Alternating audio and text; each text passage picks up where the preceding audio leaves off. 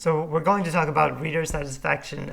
It's it's interesting that it's a controversy, and it's kind of one of the core driving issues of my entire platform, which is creativity.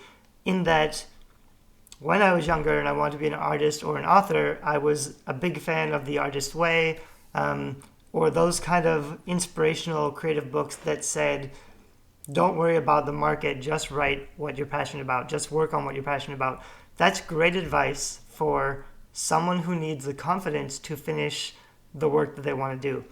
However, I learned after finishing a lot of work and then trying to market it and promote it that just because you finished creative work based on your own passion and your own ideas doesn't mean anybody else is going to give a damn about it, which means you can have some creative work you think is really good, but nobody else does and it won't sell. And then you have to be promoting and marketing and pushing your work onto other people.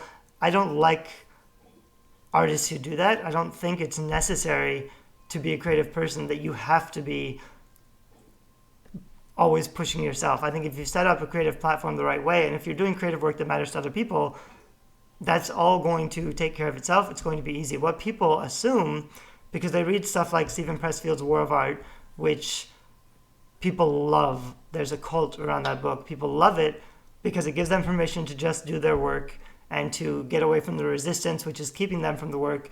It's kind of about overcoming insecurities and fear and being a creative person that gets work done.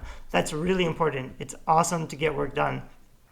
But most authors and writers and creative people are doing work and finishing it and then not being able to market it. And it's not because they don't know anything about marketing or building another platform or online sales.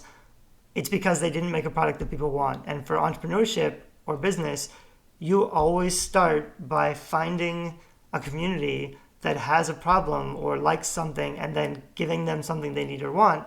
That's an easy way to make a successful business. If you do that correctly, you'll never have to do a lot of marketing or outreach. You'll never have to sell yourself or your stuff to somebody else. Most creative people are coming from this belief system that I used to buy into, which is it's not real art unless you're not thinking about the market. And so most authors and creative people and artists, they're thinking about creating real art. And they think, if I make real, true art, then it's also going to be successful somehow, and that the universe will take care of it for me. And since I've worked with thousands of creative people, I've noticed that rarely, if ever, happens. It might have used to be the way that tended to work out 10 or 20 years ago, or 100 years ago. But I mean, I know a lot about art history. We could debate that for a long time.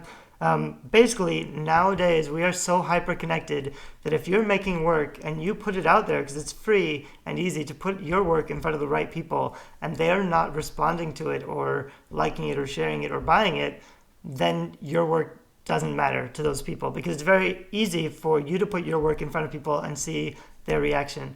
And if you're creating work that doesn't get any reaction, that's the wrong kind of work if you want to build a profitable creative career out of what you're doing. If you don't want to, if this is a hobby, that's fine, but then you don't have the right to be frustrated if people aren't responding or liking or sharing your work. You don't have the right to feel bad or to be depressed, because that's not your goal.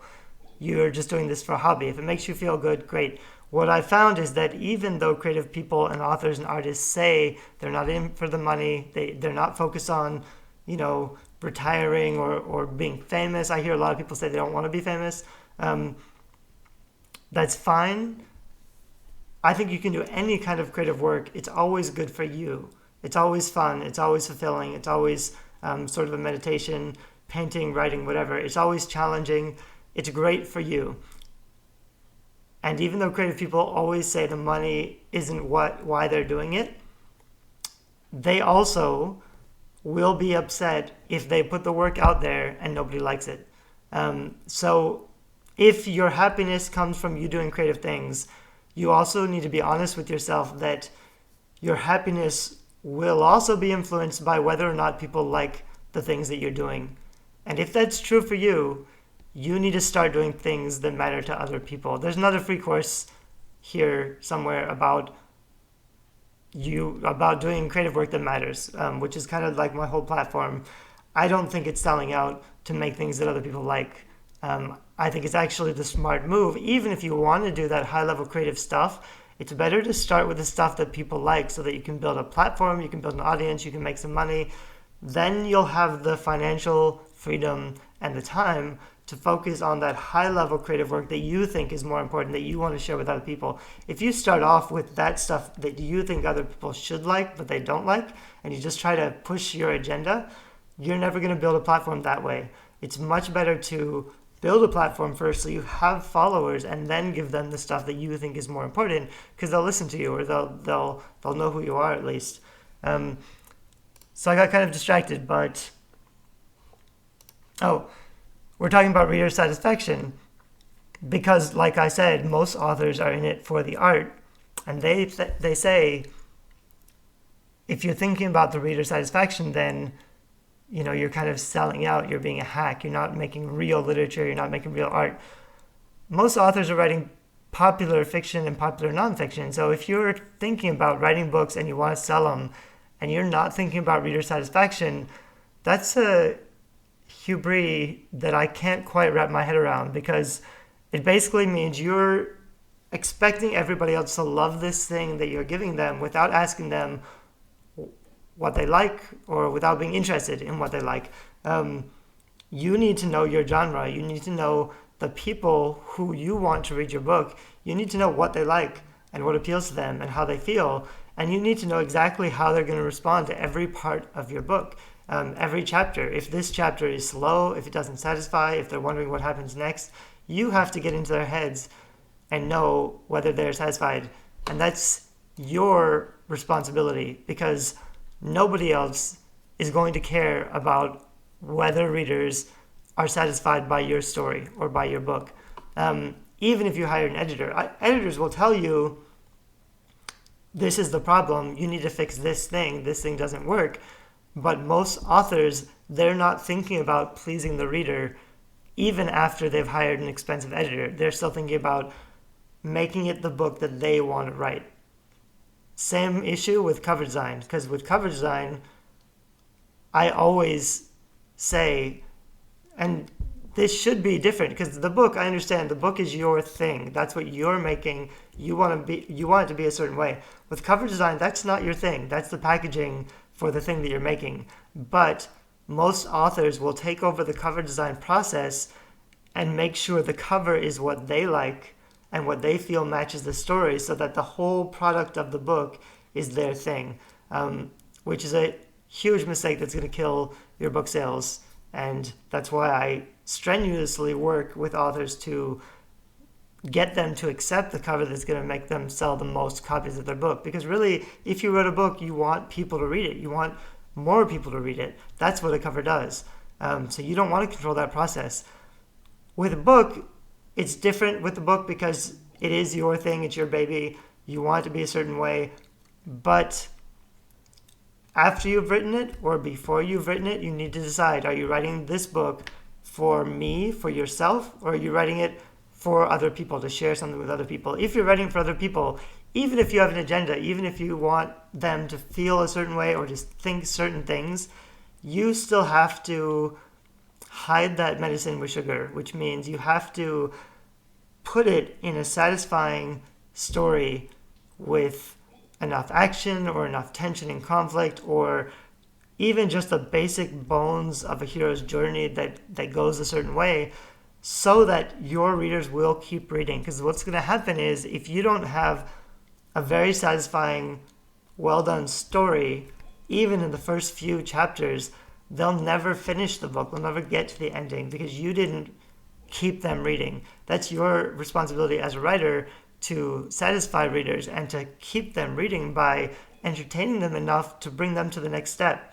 An editor can help with that, but the editor is usually focused on improving the writing, not changing the story. And even if if a good editor does say, the ending has to go, or this chapter has to be cut out completely, a lot of authors aren't ready to, most authors finish a book, they're finished with it, and they want to publish quickly. And so they hire an editor to edit it for publication.